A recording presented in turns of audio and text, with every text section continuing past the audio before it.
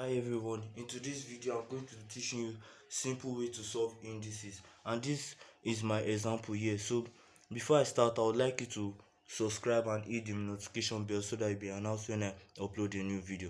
So in this type of equation, what we first need to do is to either make the base the same or the power the same so we can cut out one another. So here I'm going to make the base the same by saying 2 raised to power 7 equals to 2 raised to power 3 open bracket 5 minus x.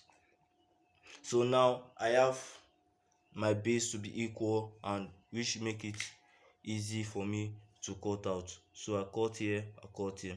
I'm left with 7 equals to 3 open bracket 5 minus x. So what do I need to do?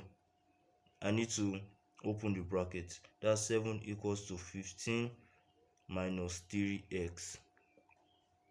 Now I need to collect like terms. That will make me do 3x equals to 15 minus 7.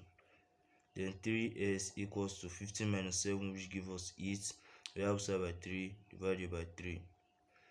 S equals to 2 number 2 over 3. That's our final answer.